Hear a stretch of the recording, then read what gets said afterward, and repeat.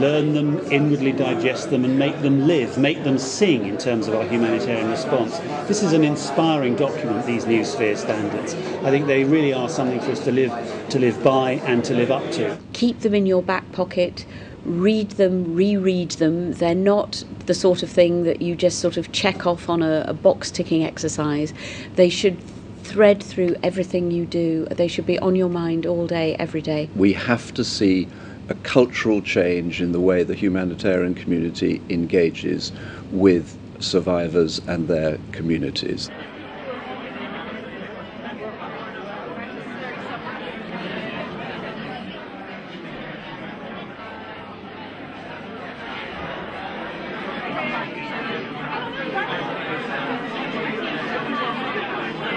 We live in a very complex world where the vulnerabilities of the most vulnerable groups like children and women are becoming more challenging with each passing natural disaster and conflict.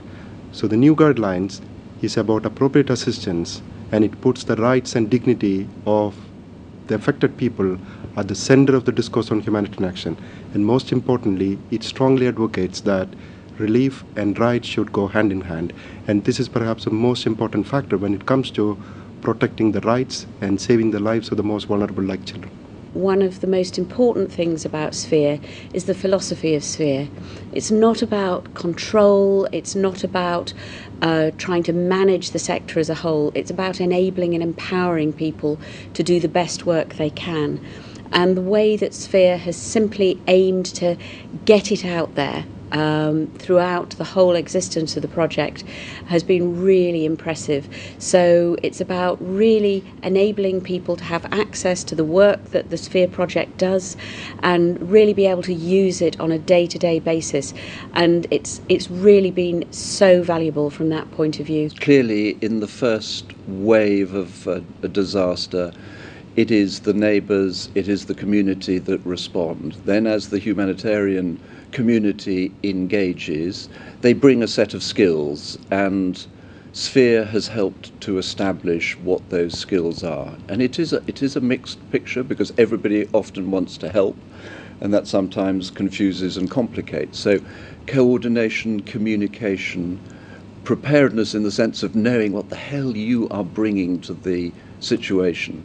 Those are some of the things that are at the heart of the humanitarian challenge. What we've tried to do is to flesh out a little bit the relationships between different humanitarian actors, and to say humanitarian agencies are not the centre of the humanitarian universe, if you like, to try and locate our role better in relation to that of others.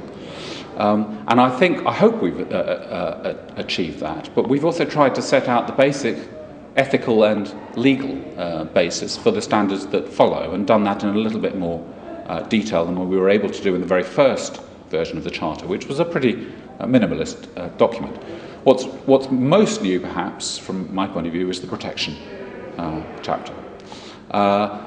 10 years ago, it would have been probably impossible to write that, because there wasn't enough consensus, I think, around what constituted the protection agenda. But I think we've come a long way since then, and so, again, what we've tried to do is capture a consensus of where we are, what we believe to be the minimum protection responsibilities, if you like, of humanitarian agencies, while recognising that actually their role in protecting people, it will always be secondary. There's a limit to the extent to which we can be expected to protect. I think there's a long way to go before any of us, including the Red Cross, can say that beneficiary communication is at an ideal level. It's vital that we communicate with our beneficiaries, and it's not just to our beneficiaries, it's actually with them. We hear what they say, we hear what they want, and we do our very best to deliver what they want. We communicate with them all the time at every level, making sure that we really are delivering a response that meets their needs. And the only way you can do that is with really good quality communication. If there are three things that really matter, which will make or break the relief operations and protecting the rights of the people, if there are three things, is the most vulnerable group, like the children. That is the children, and the children.